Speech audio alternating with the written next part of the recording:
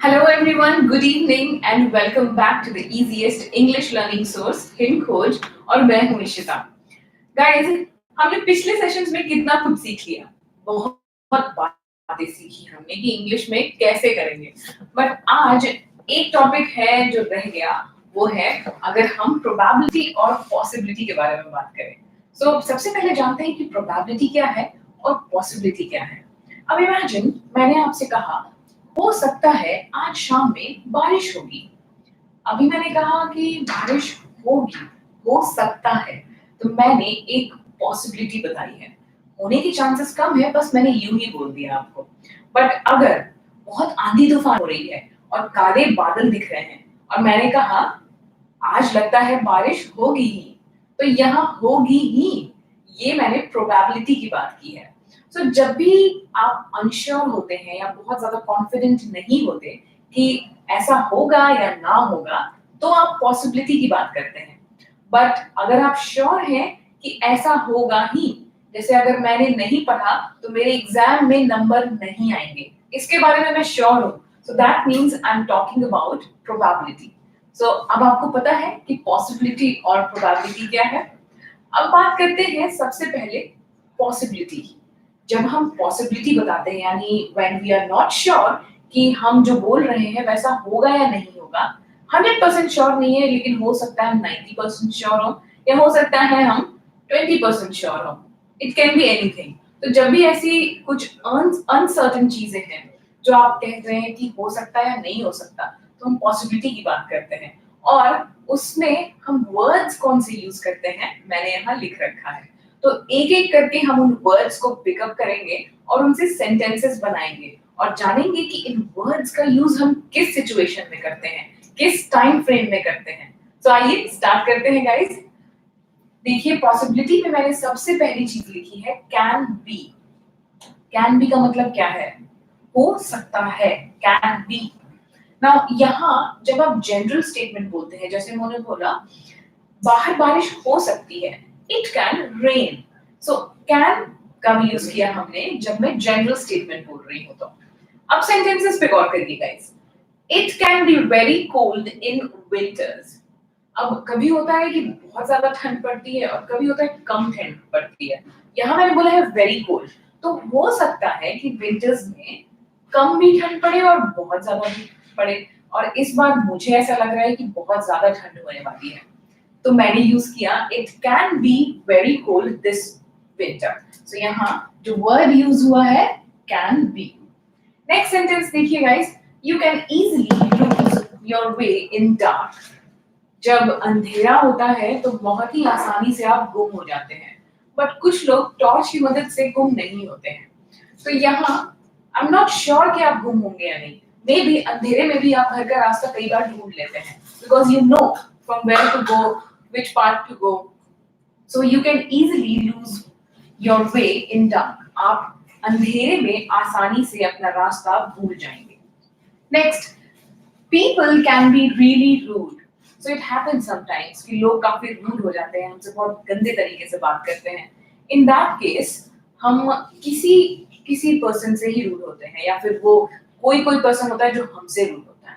ना इस सिचुएशन में जरूरी नहीं है कि हमेशा ही हम रूड हो या हमेशा सामने वाले रूड हो। तो हम क्या कहेंगे? People can be really rude. People can be really rude. कभी कभी लोग बहुत रूड हो जाते हैं।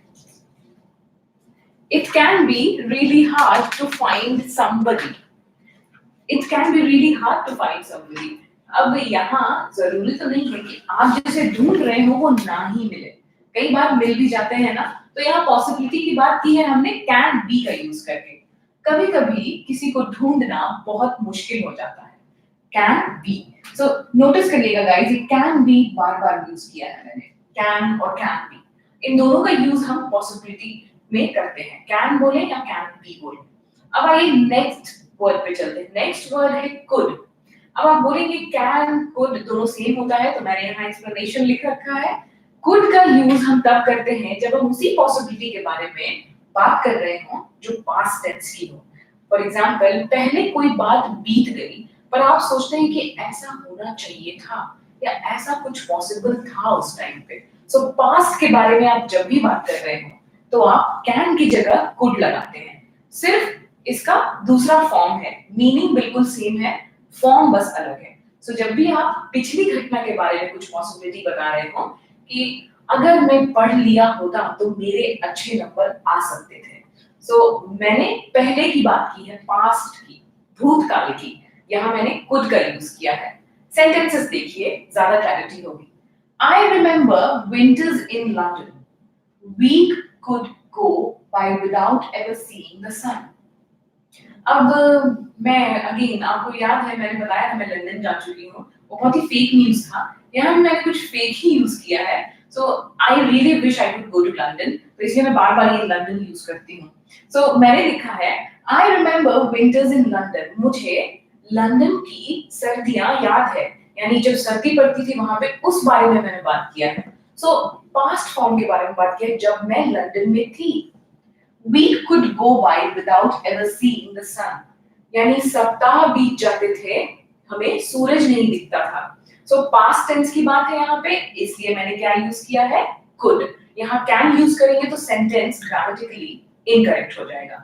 सो can हमेशा हम अलग से जनरल सेंस में जब बात कर रहे हो प्रेजेंट सिचुएशन के बारे में, तब हम यूज करेंगे, और could का यूज करेंगे जब हम पास्ट की कोई सिचुएशन के बारे में बात कर रहे हो। नेक्स्ट देखिए, मे और माइट भी आप यूज कर सकते हैं, बट मे और माइट का यूज हम कैसे करेंगे, यहाँ हम कुछ चीजों को लेके सर्टेन हैं, लाइक ऐसा हो सकता है, ऐसा होना चाहिए था, ऐसी बातें की हैं। पर कई बार पॉसिबिलिटी हम नेगेटिव वे में भी बोलते हैं, ऐसा नहीं होना चाहिए था। अब तक तो हमने देखा कि ऐसा होना चाहिए था, अब देखते हैं कि कोई नेगेटिव पॉसिबिलिटी कैसे बताएंगे, यानी अनसर्टेन है आप। यहाँ आप 100% श्योर हैं कि ऐसा नहीं होगा, या 100% नहीं गाइस, क्योंकि यहाँ पॉसिबिलिटी है। सो आप थोड़े थोड़े श्योर हैं कि ऐसा नहीं होगा, may be you are 90% sure कि ये घटना नहीं होगी। अब मे और माइट का यूज आप हमेशा प्रेजेंट और फ्यूचर में करते हैं, सो प्लीज अवॉइड दिस, यहाँ एक स्पेलिंग एरर हो गया मेरे से। सो प्रेजेंट और फ्यूचर में जब भी आप बात करें या प्रेजेंट और फ्यूचर की बात करते हैं तो आप मे और माइट का यूज करते हैं। Now see how we talk about uncertainty. It may rain tomorrow, यहाँ किस टेंस में बात की गई है, फ्यूचर। टुमारो का मतलब है आने वाला कल, तो आने वाला कल तो आगे की बात हो रही है ना, अभी टुडे इज प्रेजेंट और यस्टरडे होता है पास्ट जो हो गया। सो टुमारो इज आने वाला कल, व्हिच इज फ्यूचर में बात। तो इट मे रेन टुमारो, कल बारिश हो सकती है। यहाँ ध्यान दीजिएगा, मैंने नेक्स्ट सेंटेंस में भी सेम बात की है, पर मैंने मे के जगह पे माइट लगाया है। इट माइट रेन टुमारो, कल बारिश हो सकती है। मीनिंग दोनों में सेम है, पर डिफरेंस क्या है गाइस, अगर आप इस वर्ड की तरफ ध्यान दें, जब आप मे का यूज कर रहे हैं इट मींस आप थोड़े से श्योर हैं। फॉर एग्जांपल 90% आप श्योर हैं कि बारिश कल हो सकती है, बट अगर आप बहुत ज्यादा श्योर नहीं है, मे बी आप 20% श्योर हैं कि शायद कल बारिश होगी, तो आप वीक है, वहां पे आप नहीं श्योर है बिल्कुल भी, ज्यादा प्रतिशत किधर है, वीक साइड में, तो आपने यूज किया है माइट। सो मे और माइट का मीनिंग तो सेम है, बट यूजेज हम ऐसे करते हैं, when you are slightly stronger on the point then you use may, and when you are weaker on the point then you use might। अब कई बार जब हम अनसर्टेनिटी के बारे में बात करें तो हम perhaps या maybe का भी यूज करते हैं, या आप इन जनरल कोई भी पॉसिबिलिटी के बारे में बता रहे हो तो आप perhaps और maybe का यूज कर सकते हैं। और सेंटेंस में आप कह सकते हैं Perhaps I will meet you tomorrow, हो सकता है कल मैं तुमसे मिलूं। और maybe का यूजेज तो आप जानते ही, कितने सारे सेंटेंसेस हमने बनाए हैं साथ मिलके। So maybe we will have a meeting tomorrow, हो सकता है कल मीटिंग होगी। So यहाँ again you are not very sure, पर आप इन सेंटेंसेस का यूज करें या इन वर्ड्स का यूज करेंगे तो that is true। नेक्स्ट है, इतनी सारी बातें कर ली हमने, तो अब कुछ और वर्ड्स क्यों ना सीख लें। अब देखिए यहाँ पे अभी भी हम पॉसिबिलिटी के बारे में बात कर रहे हैं guys, there is no probability here. तो एक बार मैं रिपीट कर देती हूँ, पॉसिबिलिटी हम तब यूज करते हैं जब हम बहुत ज्यादा श्योर नहीं होते किसी बात के लिए, हम शायद थोड़े बहुत डाइसी होते हैं कि अच्छा ऐसा होगा, शायद होगा, मुझे लगता है कि ऐसा होगा, आई एम 90% श्योर कि ये होगा, ऐसी कोई बात हो तो आप पॉसिबिलिटी यूज करते हैं। could have और might have का यूज हम देखेंगे अब इन दो वर्ड्स का भी यूज आप करते हैं, बट कब? जैसे आप अभी के बारे में बात कर रहे हो, प्रेजेंट सिचुएशन के बारे में, या फिर आप पास्ट में कोई घटना हुई थी उस बारे में बता रहे हो, उसकी पॉसिबिलिटी के बारे में बता रहे हो कि उस टाइम आपने ऐसा सोचा था, तब आप दोनों में पॉसिबल थे, मतलब you very much not very much sure कि ऐसा हो सकता था। वहां पॉसिबिलिटी जब बताएंगे तो हम could have और might have वर्ड का यूज करते हैं। It's 10 o'clock, they might have arrived now. 10 बज चुके हैं, वो लोग आ चुके होंगे। तो इसमें किस सिचुएशन के बारे में बात हो रही है? अभी, यानी अभी 10 बज गए हैं और वो आ गए होंगे। मैंने प्रेजेंट सिनेरियो के बारे में बात किया, इसलिए अभी के बारे में बात किया, तो मैंने यूज किया है might have. Then I could have gone to Mumbai. अब यहाँ पे पास्ट सिचुएशन के बारे में बात हो रही है, मैं मुंबई जा सकती थी, I could have gone to Mumbai. तो आई होप ये सारी चीजें क्लियर हैं कि could have और might have हम कब यूज करते हैं। अगेन रिपीट कर देती हूँ आपके लिए, जब हम प्रेजेंट और पास्ट सिचुएशन की पॉसिबिलिटी की बात कर रहे हो तो हम might have और could have का भी यूज करते हैं। नेक्स्ट है गाइस can't be. अगेन यहाँ पे आप अनसर्टेनिटी के बारे में बात कर रहे हैं, इट्स इम्पॉसिबल मे बी, तो आपको लगता है कि ऐसा करना बिल्कुल पॉसिबल नहीं है, वैसी पॉसिबिलिटी के बारे में बात करें तो आप can't be का यूज करेंगे। That can't be true। कई बार होता है कि किसी ने हमें कुछ ऐसी घटना बताई जिसमें हम बिलीव नहीं रखते हैं। अब मान लीजिए मैंने आपको बोला कि अभी अभी क्लास में मैंने भूत देखा है, तो आप कहेंगे, अगर आप भूतों पे विश्वास नहीं रखते तो आप कहेंगे ये सच नहीं हो सकता मैम, हमने तो कभी भूत नहीं देखा।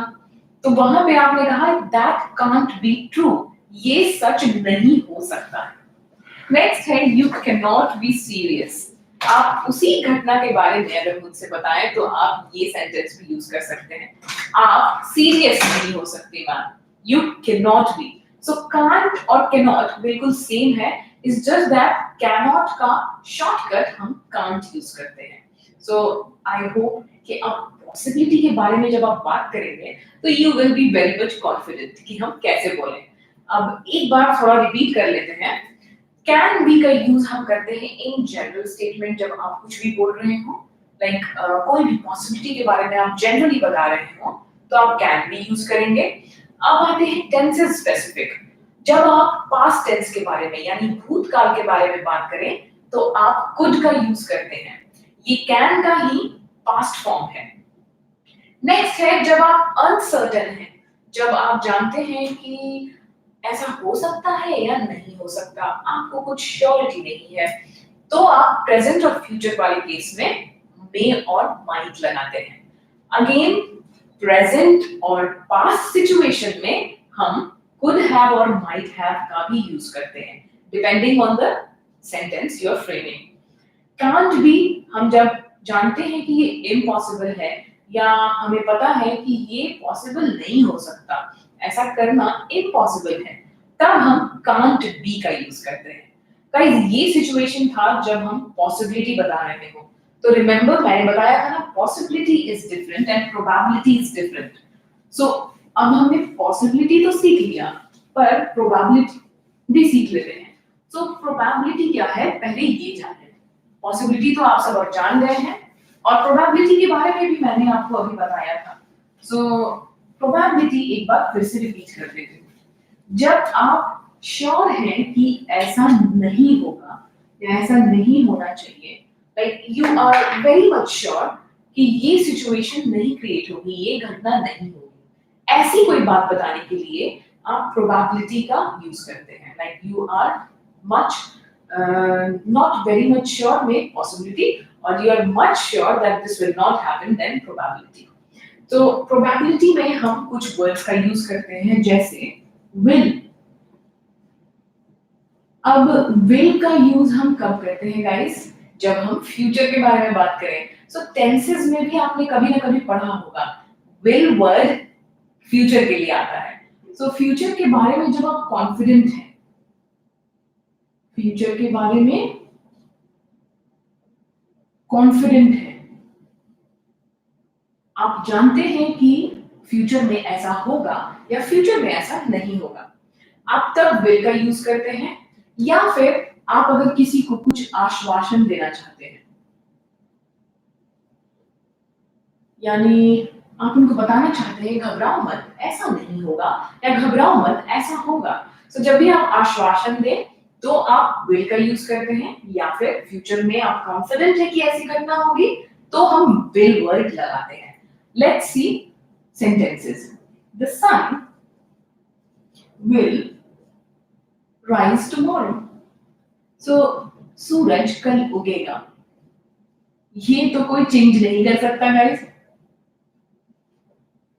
अब सूरज के उगने की जो घटना है वो बदल तो नहीं सकता कोई। ऐसा तो नहीं कहेंगे ना कि the sun will not rise tomorrow, कल सूरज ऊपर नहीं आएगा, उगेगा नहीं। तो ये घटना हम 100% श्योर है कि होके रहेगी। तो श्योरिटी में हम प्रोबेबिलिटी यूज करते हैं, और प्रोबेबिलिटी का पहला वर्ड है will.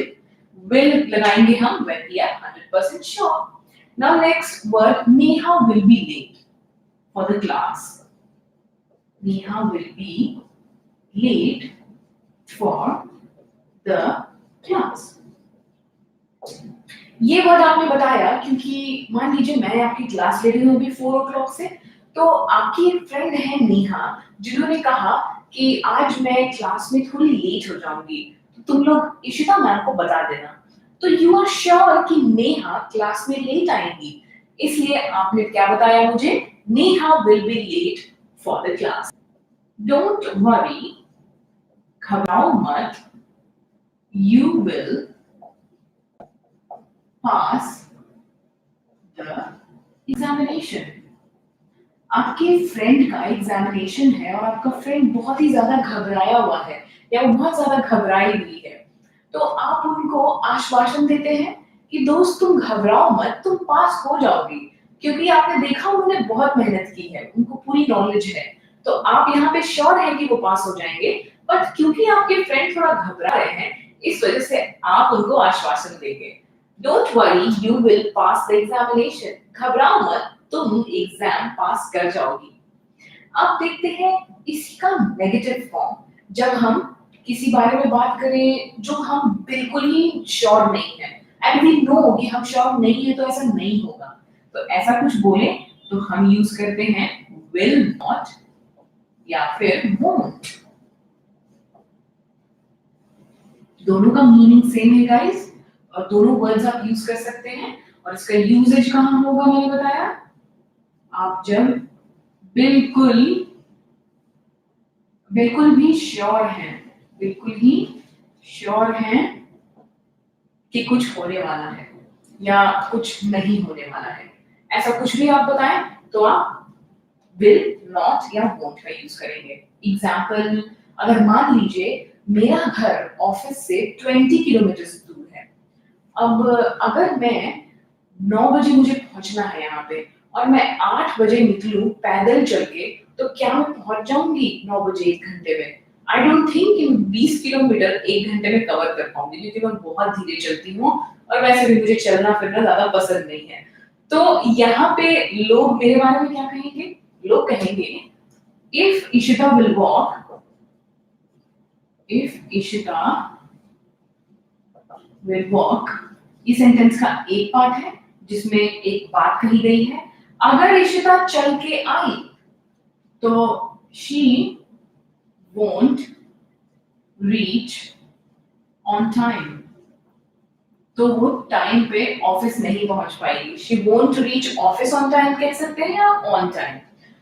if Ishita will walk, she won't reach on time, अगर इशिता चल के आई तो वो ऑफिस टाइम पे नहीं पहुंच पाएगी। नाउ हम बिल्कुल श्योर हैं कि ऐसा नहीं होगा, so you can use will not या वोंट जब आप नेगेटिव टर्म के बारे में बात कर रहे हैं, you are sure that this will not happen. अब एक और वर्ड देखते हैं गाइस, मस्ट। जब हम प्रोबेबिलिटी के बारे में बात कर रहे हैं तो मस्ट का भी यूज कर सकते हैं, और ये किस टेंस में होगा? वर्तमान काल में। और वर्तमान काल को इंग्लिश में क्या कहते हैं? वर्तमान यानी प्रेजेंट। सो जब भी आप प्रेजेंट सिनेरियो के बारे में बात करें और जानते हैं आपकी प्रेजेंट सिचुएशन में वो श्योर है, आप प्रेजेंट सिचुएशन में आप श्योर हैं कि ऐसा होगा, तो इस केस में हम कैसे सेंटेंस बनाएंगे? The baby is crying. बच्चा रो रहा है। He must be hungry. He must be hungry. वो जरूर भूखा है। बच्चा रो रहा है, वो जरूर भूखा है। So must, अभी प्रेजेंट सिचुएशन में यहाँ अगर अभी मेरे सामने एक बच्चा रोने लग जाए तो मैं उसको देखकर श्योर हूँ कि किस खाने पीने का टाइम हो गया है, इसलिए ये रो रहा है। तो मैंने ऐसा सेंटेंस बनाया, the baby is crying, he must be hungry, and I am very much sure that the baby is hungry. So वर्तमान सिचुएशन में मैंने must का यूज किया है। अब और देखते हैं guys, must have। must have का यूज हम कब करते हैं ये भी देखिए। must have का यूज जैसे यहाँ must का वर्तमान में किया, तो must have का यूज हम पास्ट में यानी भूतकाल में करते हैं। जब भी आप भूतकाल के बारे में श्योर हैं कि ऐसा नहीं हुआ था या ऐसा हुआ था, ऐसी कोई घटना आप बता रहे हो, ऐसी कोई प्रोबेबिलिटी बता रहे हो पास्ट सिचुएशन की, तो आप भूतकाल में यूज करते हैं must have। इसका सेंटेंस बनाते हैं, after flying for 36 hours, hours को मैं शॉर्टकट में लिख रही हूं, you must have felt exhausted. You must have felt exhausted. अब फॉरेन की अगर फ्लाइट है, बहुत लंबी ड्यूरेशन की फ्लाइट होती है, तो 36 आवर्स की अगर फ्लाइट है तो कोई भी नॉर्मल इंसान उसमें एग्जॉस्ट हो जाएगा, थक जाएगा। तो उनके लिए हमने क्या यूज किया? After flying for 36 hours you must have felt exhausted. यहाँ मैंने पुरानी बात की है। अगर आप देखें, आप अगर 36 घंटे की फ्लाइट में बैठे होंगे तो आप जरूर थक गए होंगे, पुरानी बात हो रही है। तो जब भी आप पास्ट के बारे में बात करें, कोई प्रोबेबिलिटी बताएं, तो आप यूज करते हैं must have. I hope this sentences are clear. और भी वर्ड्स देखते हैं गाइस। तो मस्ट हैव के बाद है एक और वर्ड जो है शुड। शुड का यूज आप कब करते हैं? जब हम बहुत ज्यादा श्योर नहीं है तो हम कहते हैं कि ओके शुड, ऐसा होना चाहिए पर हुआ नहीं है। जैसे example, ask Vipul, he should know or he should know about it. विपुल से पूछिए, वो जरूर जानते होंगे इसके बारे में। तो आई एम श्योर कि विपुल जानते होंगे, बट मेरे पास 5% का थोड़ा सा मुझे डाउट है। So I am very much sure कि उनके पास ये नॉलेज होगी, वो जानते ही होंगे, but I am a little bit unsure. तो वहां पे हम शुड का यूज करते हैं। नेक्स्ट है शुड हैव। जैसे हमने मस्ट और मस्ट हैव देखा, तो शुड और शुड हैव भी देख लेते हैं। अब शुड हैव का यूज होता है जब हम पास्ट सिचुएशन के बारे में ऐसी ही कोई बात करें कि हम थोड़े से डाइसी हैं यहाँ पे कि होगा या नहीं होगा। Example, it's nearly 11 o'clock।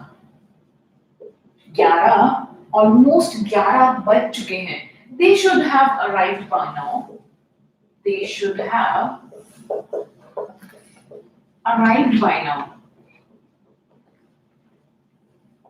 वो अब तक आ जाने चाहिए थे। 11, ऑलमोस्ट 11 बज चुके हैं, अब तक उन्हें आ जाना चाहिए था।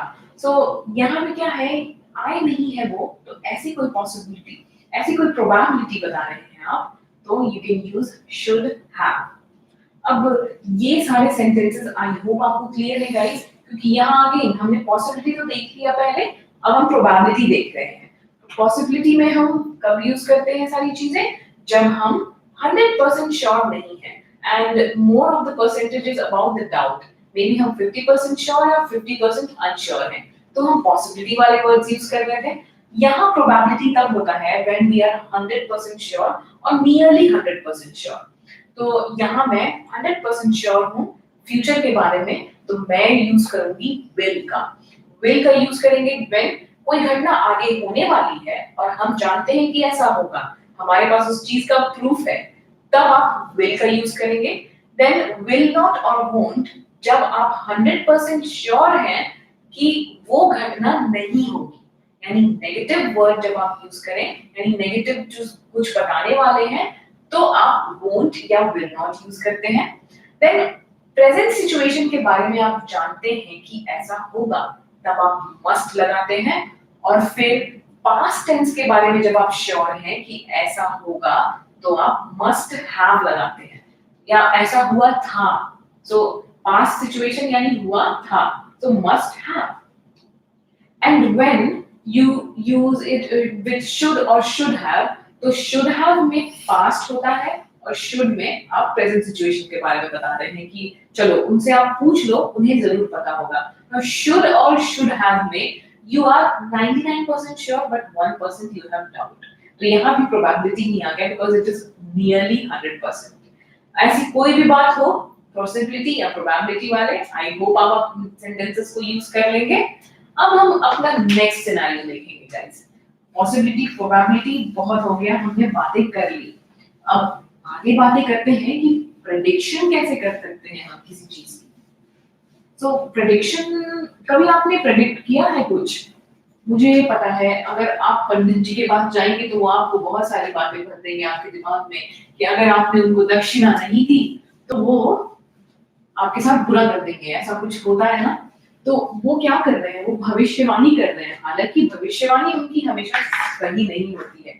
बट चलिए आज प्रेडिक्शन के बारे में हम भी सीख जाएं, हम भी कुछ प्रेडिक्ट करेंगे इंग्लिश का सेंटेंस यूज करके। सो प्रेडिक्शन का मतलब है गाइस भविष्यवाणी। अब भविष्यवाणी के लिए एक वर्ड है जैसे बी गोइंग टू, आप जनरली ऐसा ही कुछ बोलते हैं, भविष्यवाणी यानी भविष्य में। सो यहाँ आईएनजी फॉर्म है वर्ब का, going, so ऐसा होगा, be going to, I am going to face an interview, I am going to face an interview, मैं एक इंटरव्यू देने जा रही हूँ। मैंने ऐसा कहा, भविष्यवाणी की है मैंने, because I know that। Then look at the cloud, it's going to rain, यहाँ आप श्योर नहीं है, look at the clouds, it is going to rain। so काले बादल अगर आपको दिख रहे हैं तो आप कहते हैं ना कि बारिश होगी लगता है, तो आप प्रेडिक्ट कर रहे हैं, भविष्यवाणी दे रहे हैं कि बारिश होगी। अच्छा, न्यूज में आपने जरूर सुना होगा, अगर आप इंग्लिश में न्यूज सुनते हैं तो, और मेरी सलाह मानिए तो आप इंग्लिश में जरूर सुनिए, क्योंकि उससे क्या होगा, आप बहुत सारे वर्ड सीख जाएंगे गाइस, और कॉन्वर्सेशन कैसे करना है वो लोग अच्छे से बताते हैं। सो इंग्लिश वाले न्यूज को सुनना स्टार्ट करिए, ज्यादातर चीजें हम सुन के बहुत जल्दी सीखते हैं। अगर नहीं बिलीव हो रहा तो याद करिए, बचपन में पोएम्स लर्न करने होते थे, सो पोएम हम ज्यादा सुन के जल्दी सीखते हैं। या फिर सबसे इजी, हम अगर गाने सुनते हैं ना तो वो हमें बहुत जल्दी याद रहता है, वहीं अगर किसी ने लिख के अगर दिया होता तो हमें इतनी जल्दी याद नहीं होते, इसलिए न्यूज जरूर सुनिए। तो यहाँ वो जब प्रेडिक्ट करते हैं, किसी मौसम विभाग वाले प्रेडिक्शन देते हैं कि ऐसा होने वाला है, फ्लड आने वाला है, अर्थक्वेक आने वाला है, तो वो ऐसे ही वर्ड्स का यूज करते हैं। Look at the cloud, it's going to rain, going to.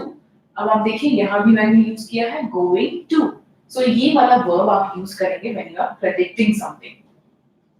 Next है वर्ड देख लेते हैं विल और शैल। अब विल और शैल का यूज हम कब करेंगे? प्रेडिक्शन जो पर्सनल जजमेंट, ओपिनियन या फिर इंट्यूशन पे हो। बहुत लोगों का सिक्स सेंस होता है, उस ऐसा लगता है उन्हें पता चल गया कि आगे क्या होने वाला है। ऐसी कोई घटना आप बताना चाहते हैं, आपकी सिक्स सेंस ने आपको बताया कि कुछ गलत होने वाला है या कुछ अच्छा होने वाला है, तो आप वहां पे भी प्रेडिक्ट कर रहे हैं, वहां आप विल और शैल का यूज करेंगे। और पर्सनल जजमेंट, जब मैं अपना कुछ व्यू पॉइंट रखूं किसी के सामने, अपना पर्सनल जजमेंट दूं, वहां पे भी आप विल शैल यूज करते हैं। या फिर कोई ओपिनियन आप बताना चाहते हैं, रिमेंबर ओपिनियंस वाली क्लास, तो वहां पे भी विल शैल का यूज हुआ था, तो विल शैल का यूज ओपिनियन में करते हैं। अब अक्सर लोग सोचते हैं कि इसका यूज प्रेजेंट एविडेंस के लिए भी किया जाता है, but no guys, present evidence बताने के लिए आप नहीं करेंगे। ये प्रेडिक्शन जो पर्सनल जजमेंट, ओपिनियन और इंट्यूशन के लिए हो, वहां पे यूज करेंगे। एग्जाम्पल, I don't think, मुझे नहीं लगता है कि I don't think I will pass the exam. I will pass the exam. मैंने पढ़ तो लिया है, but I am not very sure कि मैंने अच्छे से पढ़ाई की है। तो ये मेरा पर्सनल जजमेंट है, मेरा ओपिनियन है मेरे बारे में, मेरी तैयारी के बारे में मेरा पर्सनल ओपिनियन है कि शायद मैं इस बार एग्जाम नहीं पास कर पाऊंगी। मैंने कहा I don't think I will pass the exam this time, और I will pass the exam. यहाँ भी मैं प्रेडिक्ट कर रही हूँ, क्योंकि मैंने भविष्यवाणी की है कि मैं एग्जाम नहीं पास करूंगी। देन whatever happens, shall का देख लेते हैं। whatever happens, कुछ भी हो, whatever happens, we shall always be best friends. We shall always be best friends. ऐसा दोस्तों के बीच में बहुत वादे होते हैं कि कुछ भी हो जाए हमारे बीच की दोस्ती नहीं टूटनी चाहिए, कुछ भी हो जाए हम बेस्ट फ्रेंड्स रहेंगे। तो यहाँ भी आप फ्यूचर के बारे में कुछ बता रहे हैं, you are predicting that you are going to be best friends.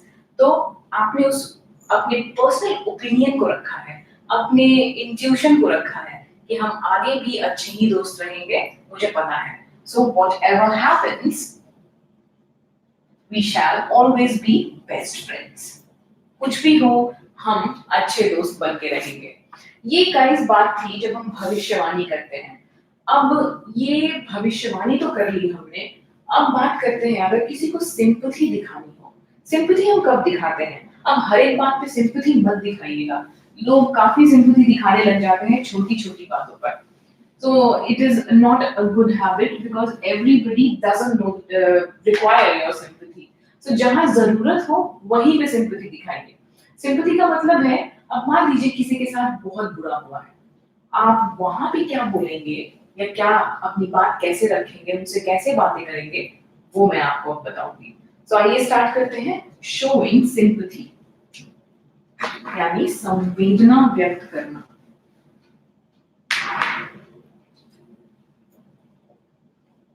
showing sympathy, जिसे हम हिंदी में कहते हैं संवेदना। अब एक वर्ड बताती हूँ मैं आपको, हम हमेशा यूज करते हैं जब हम किसी के लिए सिंपैथी दिखाना चाहें। आई एम सॉरी, मैं माफी चाहती हूँ। सो यहाँ आई एम सॉरी, एक तो गलती हो जाती है हम तब बोलते हैं, गलतियों वाला हमने ऑलरेडी सीख लिया है, बट यहाँ बात है जब हम सिंपैथी दिखाएंगे। सो आई एम सॉरी का यूज आप सिंपैथी दिखाने में भी करेंगे, इसमें कोई गलती नहीं है। बट सेंटेंस का यूज देखिए, अब कोई बहुत दुखी है और उसके दुख से आप भी दुखी हैं, वहां आप सिंपैथी दिखा रहे हैं। तो आई एम सॉरी सेंटेंस में देखते हैं। I am sorry to hear that you have lost your job, किसी की जॉब चली गई है, तो आप उसके उस दुख से दुखी हैं, आप कह रहे हैं ऐसा, मुझे अच्छा नहीं लग रहा कि तुम्हारी जॉब चली गई है, और इसको आप कह सकते हैं मुझे यह जानकर खेद है कि आपकी नौकरी नहीं है अब। तो आपने ये सेंटेंस आई एम सॉरी से यूज किया है। I am sorry that you lost your job. Okay, so आपकी जॉब चली गई है। Next, I am sorry to hear that your grandfather is ill. I am sorry to hear that your grandfather is ill.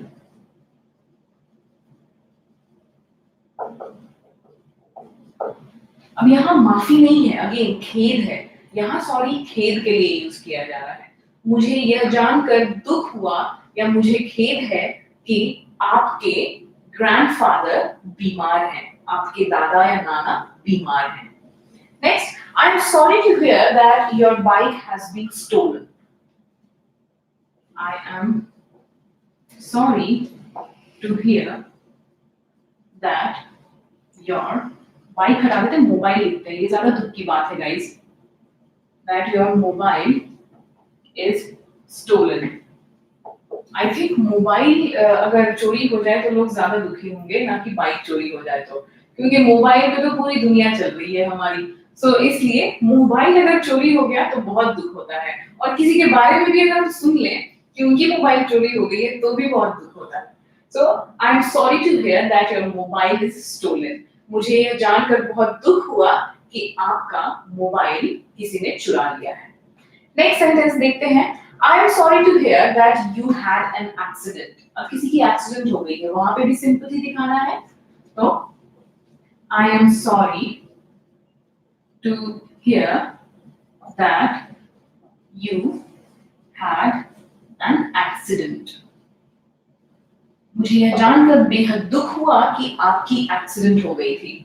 सो यहाँ भी आपने sympathy दिखाया है sorry बोलकर, इसलिए सॉरी का दो यूजेज अब आप जानते हैं। पहला तो माफी और दूसरा खेद है या आप दुखी हैं, दोनों तरीके से।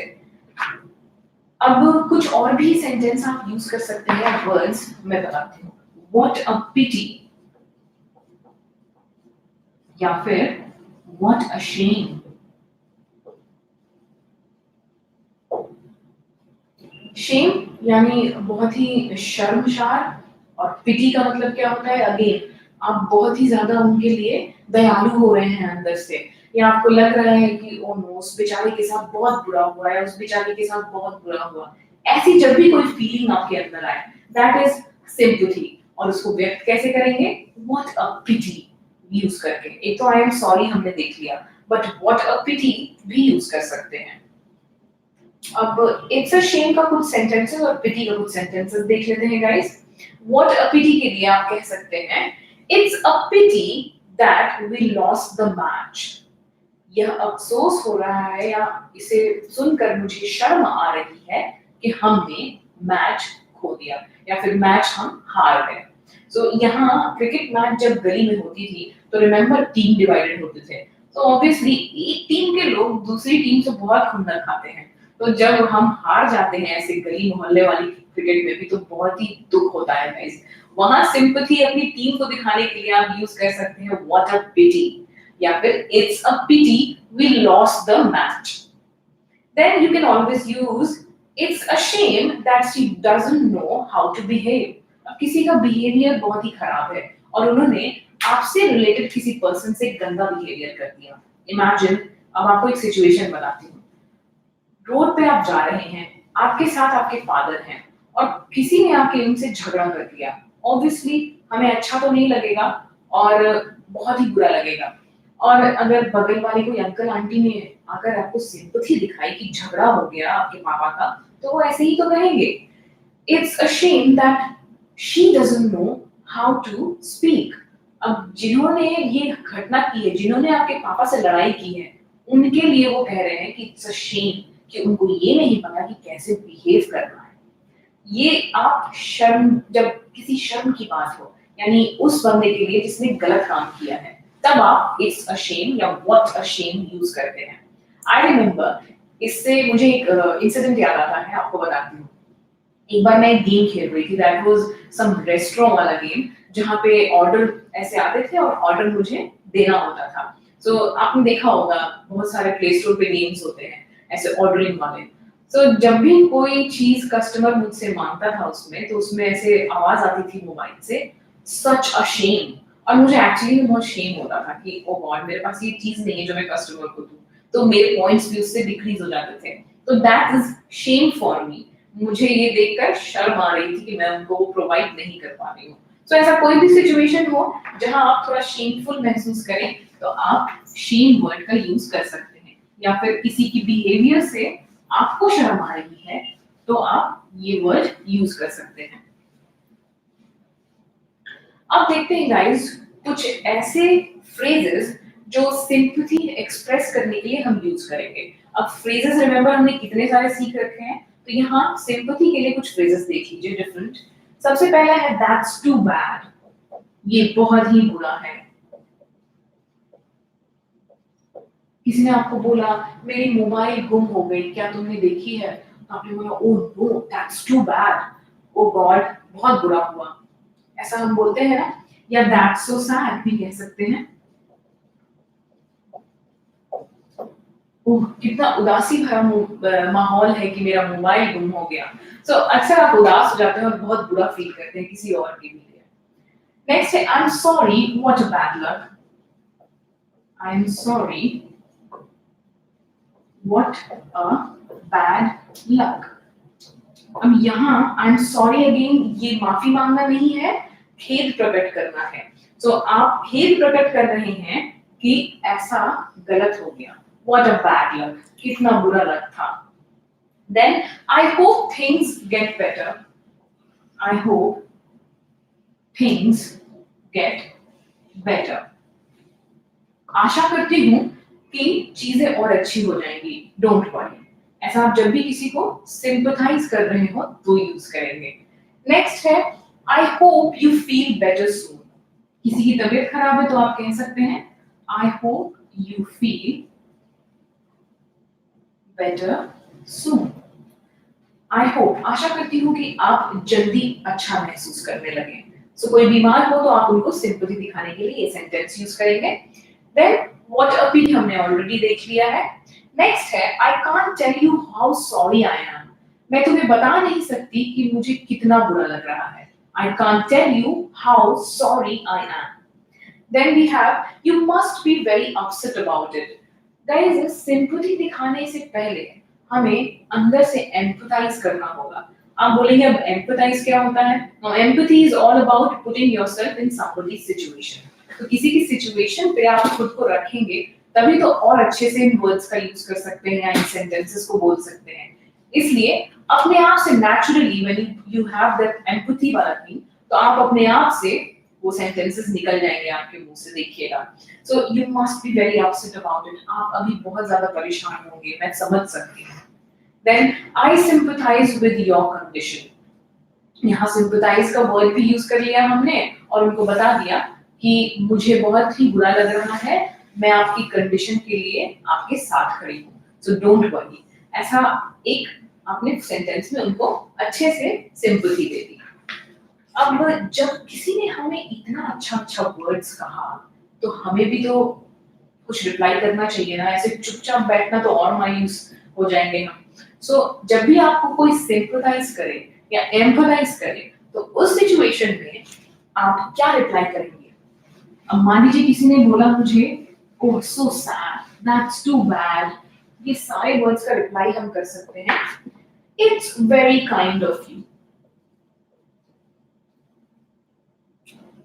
it's very kind of you। मतलब आप कितने दयालु हैं, आप मेरे बारे में इतना सोच रहे हैं, तो आपने वन सेंटेंस में ये बोल दिया। Then thank you very much, again remember दो बेसिक एटिकेट्स वाली क्लास में मैंने आपको बोला था थैंक यू बहुत ही गोल्डन वर्ड होता है, मैजिकल होता है। सो आप इसको यूज कर सकते हैं जब आप अच्छा फील करें, किसी ने आपसे अच्छी बातें की हैं तो थैंक यू जरूर बोलें। So thank you very much. Then you can use it would be okay, thanks, सब ठीक हो जाएगा, thank you so much कि आप मेरे लिए खड़े हैं। Then thank you for your sympathy and you can say thanks for your support, आपके सपोर्ट के लिए बहुत बहुत शुक्रिया। ये सारे सेंटेंसेस यूज करके आप रिप्लाई करेंगे सिंपैथी का। Now ये बातें सिंपैथी व्यक्त करता है तो अवॉइड करें कुछ सेंटेंसेस। देखिए हम सब पता होता है कि हमें क्या बोलना है, बट बहुत चीजें हमें नहीं पता होती है सिचुएशन में क्या नहीं बोलना चाहिए। So let's see about that also. आप क्या नहीं बोलेंगे अभी मैं वो आपको बता रही हूँ। Now you can't start moving on your life. कई बार कुछ लोग होते हैं ना, अगर टॉन्ट वे में बोलते हैं so taunting is a very bad manner, please don't use it. अगर आप टॉन्ट कर रहे हैं उसकी सिचुएशन को उसके सामने लेकर आ रहे हैं तो दैट्स टू बैड गाइस। आप उसको सिचुएशन को रिपीट मत करिए। मान लीजिए कोई बिस्तर पे पड़ा है, बहुत बीमार है, आप उसको अगर बार बार बोलेंगे ओह आप बीमार हैं, मुझे बहुत बुरा लग रहा है, तो वो बीमार वर्ड हटा दीजिए, इंस्टेड आप यूज करिए कि आप जल्दी ठीक हो जाएंगे, भरोसा रखिए। ऐसे सेंटेंसेस यूज करना ज्यादा अच्छा होता है। सो आप नहीं बोलेंगे now you can start moving on with your life. मान लीजिए किसी के घर में बहुत कुछ गलत बात हो गई है, कोई चल बसा है वहां से, तो आप वहां पे ये नहीं बोलिएगा चलिए अब अपना काम स्टार्ट करिए सब लोग, या फिर छोड़िए जो होना था हो गया। तो ऐसे सिचुएशन में ये बातें नहीं करते हैं। नेक्स्ट है I don't know what I would do if my somebody died। May be चलो ग्रैंडफादर का एग्जांपल ले लेते हैं कि मुझे नहीं पता मैं क्या करती अगर मेरे दादाजी चले जाते तो। सो वहां पे आपने वो सिचुएशन को अगेन रिपीट किया है, so don't repeat that situation. At least the death was quick, so there wasn't pain, so you can have a chance to say goodbye. Oh God, ये लोग अक्सर बोलते हैं कि जो डेथ था वो एकदम से हो गया, वो मर गए, सोते हुए मर गए, कोई बात नहीं। ये सारी बातें इस सिचुएशन में नहीं बताते गाइस। आप सिर्फ गए हैं, सिंपैथाइज करिए उनको सॉरी करिए उनकी सिचुएशन के लिए, that's it. No need to again rewind everything. या उनको ये भी मत बोलिए कि अच्छा तो हुआ वो सोते हुए चले गए, किसी को भी अच्छा नहीं लगता कोई चला जाता तो। So don't use this line. Don't worry, you will feel better soon. घबराओ मत, बहुत जल्द ही तुम ठीक हो जाओगे। ऐसा कहना तब अच्छा है जब कोई बेड पे पड़ा हो उनके लिए। लेकिन अगर आप उनके फैमिली मेंबर्स को बोलें कि डोंट वरी, उनके बारे में चिंता मत करो, वो ठीक हो जाएंगे, आप लोग यहाँ से निकलो, ऐसा कुछ बोल दिया तो गलत हो जाएगा ना। सो don't use this in another situation. अब देखते हैं गाइस, सिंपैथी हमने सीखा। आप किसी को एनकरेज कैसे कर सकते हैं हम। नाउ एनकरेजमेंट आप लोग समझते हैं, किसी को एनकरेज करना, उनके काम के लिए प्रोत्साहित करना। सो वहां एनकरेज कैसे करेंगे? जैसे hurry up, they are all waiting for us. अब हरी अप करके आप स्टार्ट कर सकते हैं सेंटेंस को, जल्दी करो, वो सब हमारा वेट कर रहे हैं। तो ये सिचुएशन आप बोलेंगे कि एनकरेज कैसे हुआ मैम, क्योंकि आप उनको जता रहे हैं कि सब आपके लिए इंतजार कर रहे हैं, चलो बाहर। सो इमेजिन कोई बहुत दिनों के बाद घर पे आया है और लोग उनसे मिलने आ रहे हैं। होता है ऐसा अक्सर, कोई भाई बहन या कोई भी चाचा ताऊ जो बाहर गए थे, फॉरेन गए थे, और वो काफी समय के बाद, साल 2 साल के बाद आए हैं, तो सारे फैमिली मेंबर्स इकट्ठा होते हैं उनसे मिलने के लिए, उनके इंसिडेंट्स जानने के लिए। उस सिचुएशन में आप उनको एनकरेज करेंगे और बोलेंगे हरी अप, चलो जल्दी, सब तुमसे मिलने आए हैं बाहर। ये एनकरेजमेंट होती है। Then hurry up, we are already late, आप ये भी कह सकते हैं। देन अगर किसी को कुछ करने के लिए आपको प्रेरित करना हो तो कम ऑन का भी यूज कर सकते हैं। हरी अप तो इट्स अ डिफरेंट सिचुएशन, अब कम ऑन का यूज देते हैं, देखते हैं। Come on, we will be late, चलो जल्दी, अब हम देर हो जाएंगे। So come on, you can do it. ऐसा कोई कहता है, अगर हम कुछ मे बी कोई कहीं पार्टिसिपेट किया है हमने, सिंगिंग कंपटीशन ले लीजिए, आप बहुत अच्छे हैं सिंगिंग में, और आपके मम्मी पापा ने बोला कम ऑन गाइस, या फिर कम ऑन बेटा यू कैन डू इट, ऐसा कोई कहता है तो बहुत अच्छा लगता है, इसलिए कम ऑन का भी यूज आप कर सकते हैं। देन गो फॉर इट, जल्दी जाओ और सबको जीत के आओ, तो गो for it. I am going, और लोग कहेंगे गो फॉर इट, मैं जा रही हूँ स्टॉक मार्केट में कुछ पैसे इन्वेस्ट करके अपना लक ट्राई करने के लिए, तो जो मुझे इनकरेज करेगा वो कहेगा गो फॉर इट। अब कुछ फ्रेजेस जो आप किसी को इनकरेज करने के लिए यूज कर सकते हैं वो भी देख लेते हैं। Come on, you can do it, go for it, don't be scared, डरो मत, जाओ, बी ब्रेव, साहस रखो, then give it a try, चलो ट्राई कर लो इसको भी, या इट्स वर्थ अ शॉट, एक शॉट तो बनता है, यानी एक ट्राई तो बनता ही है। Then you can say you may as well, तुम भी कर सकते हो। ऐसे सेंटेंसेस आप यूज करेंगे, या फिर आप कह सकते हैं कीप गोइंग, करते रहो, तुम जरूर जीत जाओगे। सो ये सारे सेंटेंसेस आप यूज करेंगे किस सिचुएशन में, when you are encouraging someone, या बिलीव इन योरसेल्फ। ये एक सेंटेंस मुझे इतना अच्छा लगता है, इफ समबडी से कि वो मेरे पे बिलीव करते हैं और मुझे भी कहते हैं खुद पे बिलीव रखने के लिए। सो आप जब किसी को एनकरेज करें तो ये वर्ड जरूर याद रखिएगा, बिलीव इन योरसेल्फ, खुद पर भरोसा रखो। गाइस, ये था आज का सेशन जहां हमने देखा पॉसिबिलिटी, प्रोबेबिलिटी, फिर सिंपैथी देखा हमने, एनकरेजमेंट देखा और भी प्रेडिक्शन भी देख लिया। इतनी सारी चीजें सीखने के बाद अब आते हैं हम आज के टिप ऑफ द डे पे। आज के टिप ऑफ द डे में मैं आपको कुछ इंटरेस्टिंग बताने वाली हूँ। तो आपने इंग्लिश में कुछ वर्ड्स अगर देखे हो, आपको उनका मीनिंग नहीं पता चलता है, क्योंकि वो मीनिंगफुल लगते भी नहीं है और ऐसा लगता है कि उनकी डिक्शनरी में भी मीनिंग नहीं है। आपको पता है ऐसा क्यों? क्योंकि उन वर्ड्स का ओरिजिन किसी और लैंग्वेज से है। May be Greek, Latin, Spanish, कितने सारे लैंग्वेजेस हैं पूरे वर्ल्ड में। तो कई बार ऐसा होता है कि हम इंग्लिश में उनको उठाकर ले आते हैं और फिर उनको एज इट इज यूज करते हैं। फॉर एग्जांपल, एक फेमस वर्ड है बोनाफाइडी। नाउ लोग इसको बोनाफाइड बोनाफाइड कहते हैं, but actual pronunciation native speaker के हिसाब से it is bona fide. So bona fide एक वर्ड है। ऐसे ही आपने सुना होगा विज अ विज, तो ये भी एक किसी और ओरिजिन से लिया हुआ वर्ड है। आज हम ऐसे ही कुछ वर्ड्स देखने वाले हैं और आप अगर इसे सीख जाएं और इसे यूज करने लग जाएं तो लोग आपसे बहुत इंप्रेस होंगे, I am sure. Let's start with the words. So सबसे पहला फॉरेन वर्ड है हमारा प्रो बोनो। प्रो बोनो एक लैटिन वर्ड है गाइस, जिसका मतलब है for the public good, public के लिए जो अच्छा हो, for the public good. And no need to write it down, it is again in your PDF. तो आप बस इसे समझिए कि इनका यूज कैसे करेंगे। सेंटेंस में देखते हैं guys, the lawyers pro bono work with the homeless is something that we all should praise and promise. Lawyer का होमलेस पीपल, जिनके पास घर नहीं है, सो लॉयर है जो होमलेस पीपल को हेल्प कर रहे हैं। अब for the good of public, वो उनसे पैसे नहीं ले रहे, बस उनकी हेल्प कर रहे हैं। तो यहाँ प्रो बोनो वर्क है उनका, यानी for the good of public. अब उनके इस वर्क के लिए उनको प्रेज किया, तो मैंने इसलिए ये सेंटेंस यूज किया, the lawyers pro bono work with the homeless is something that we all should praise and promote. Next word है डी फैक्टो।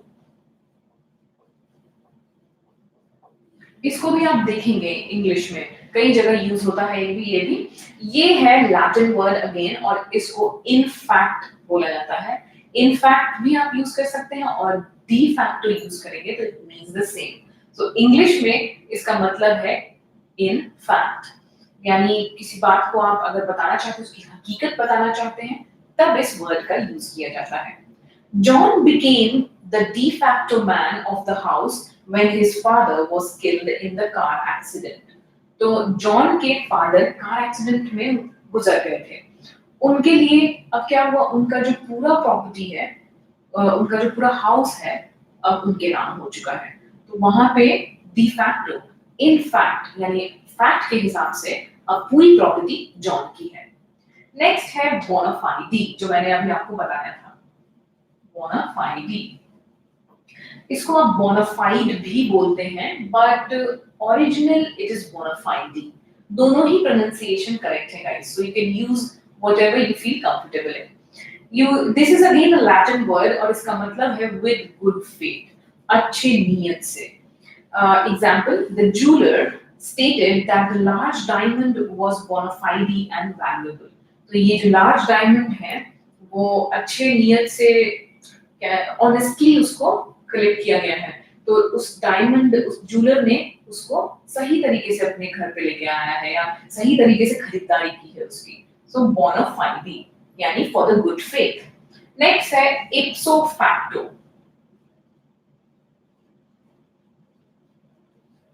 अब इप्सो फैक्टो एक लैटिन वर्ड है अगेन, और इसका मतलब है itself fact.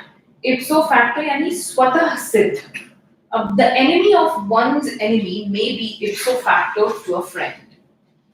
Mikasa sukasa, Mikasa sukasa।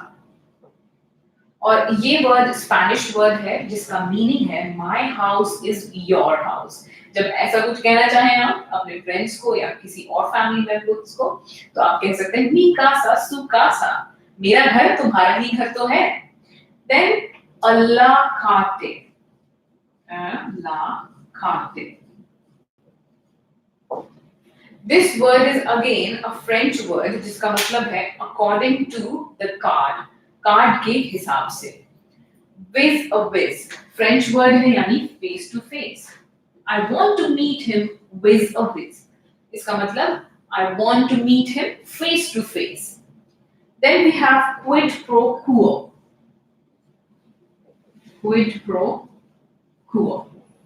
तो I remember इस वर्ड को मैंने सुना था जब मैं लॉ पढ़ रही थी. लॉ की एक बुक मैंने पढ़ा था. वहां पे इसका यूज किया गया था. क्विड प्रो क्वो एक लैटिन वर्ड है जिसका मतलब है something for something. Our duty is to make our country a better place for all and without hidden agendas or quid pro quo. यानी सब किसी के लिए हमें एक अच्छा देश बनाना है और हर किसी को कुछ चीज के लिए कुछ देना है. नेक्स्ट है एर्गो. इसको अक्सर लोग प्रोनाउंस कर देते हैं एर्गो. It's Ergo. एर्गो का मतलब है देयरफॉर. देयरफॉर की तरह इसका यूज होता है और ये एक लैटिन वर्ड है. और एक बड़ा ही फेमस सा वर्ड है hasta la vista. ये एक स्पेनिश वर्ड है गाइस. आपने मूवीज में जरूर सुना होगा इसको. तो इसका मतलब है सी यू लेटर. तो अभी क्लास बस ओवर होने वाली है तो मैं अगर आपको बोलूं hasta la vista यानी मैं आपसे फिर मिलूंगी. सी यू लेटर. तो आप इसका यूज कर सकते हैं जब आप किसी को सी ऑफ करें. सी ऑफ करते टाइम आप उसको अगर ये वर्ड बोलेंगे तो कोशिश करिए देखिए अगर वो समझ पा रहे हैं या नहीं. और अगर नहीं समझ पा रहे तो आप उनको उसका मीनिंग बताइए. Guys knowledge increases by spreading. ये मैंने पहले भी बोला है. तो आप इन सभी चीजों को जो भी आप सीखते हैं इसका प्रैक्टिस करिए. लोगों को भी बताइए. तब अच्छी पकड़ बनेगी आपकी इंग्लिश में. इसलिए आप इन सेंटेंसेस को और इन वर्ड्स को सबको यूज करते रहिए. और आप प्रैक्टिस कर रहे हैं ना मिरर के सामने. आई होप आप कर ही रहे होंगे. क्योंकि अगर आप प्रैक्टिस नहीं कर रहे तो again there is no need to learn the sentences. आप बोलेंगे नहीं और सिर्फ लिखते रहेंगे तो कोई फायदा नहीं है. और आप लोगों की प्रैक्टिस कैसी चल रही है? I want to know that. आप लोगों ने कुछ व्हाट्सएप ग्रुप बनाया है आपने बताया था और उसमें प्रैक्टिस कर रहे हैं एक दूसरे के साथ. सो ऐसा करते रहिए. It's a good initiative. All the best guys. I hope you like today's video. अगले लेसन में हम फिर से मिलेंगे मंडे को 4 बजे फिर से एक न्यू लेसन के साथ. So see you later guys. Hasta la vista. Bye and take care.